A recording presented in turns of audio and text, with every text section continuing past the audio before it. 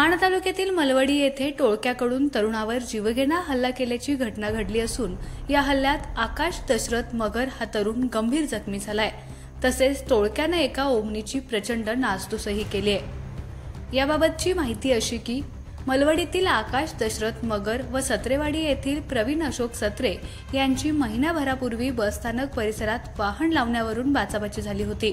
संबंधित प्रकरण मिटवण्यात आलं होतं। मात्र या घटनेचा राग प्रवीण सत्रे याच्या मनात धुमसत होता।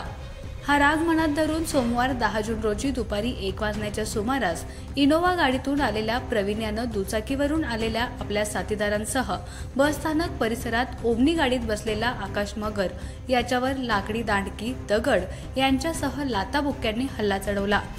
या हल्ल्यात सुरुवातीला ओमनी गाडीच्या सर्व काचा फोडून टाकल्या। नंतर आकाश यास मारहाण करण्यास सुरुवात केली। यात आकाशच्या डोक्याला मार बसून गंभीर दुखापत झाली। यावेळी आकाशच्या गळ्यातील 3 तोळे वजनाची सोन्याची साखळी लंपास झाली। हल्ला करून उण्यापुऱ्या 5 ते 10 मिनिटात मारहाण करणारे आपापल्या गाड्या घेऊन पसार झाले। बसस्थानक परिसरात झालेल्या या घटनेची माहिती मिळताच 200 ते 300 ग्रामस्थांचा जमाव बसस्थानक परिसरात जमला होता। घटनेची माहिती मिळताच सहाय्यक पोलीस निरीक्षक अक्षय सोनवणे यांच्या नेतृत्वाखाली दहिवडी पोलिसांनी घटनास्थळी धाव घेतली।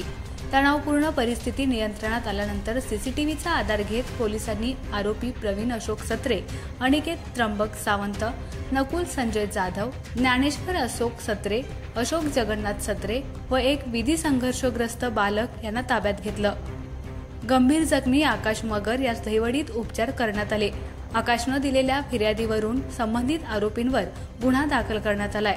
आज 5 आरोपींना दहिवडी न्यायालयात हजर केलं असता न्यायालयानं आरोपींना 4 दिवसांची पोलीस कोठडी ठोठावली आहे। या घटनेचा अधिक तपास प्रकाश हांगे करत आहेत।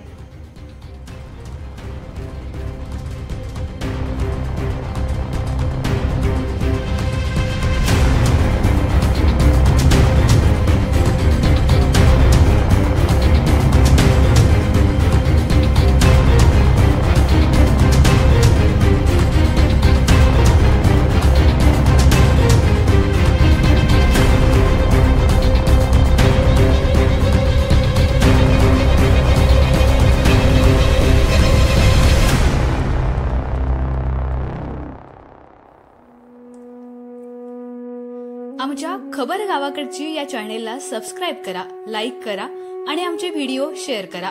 धन्यवाद।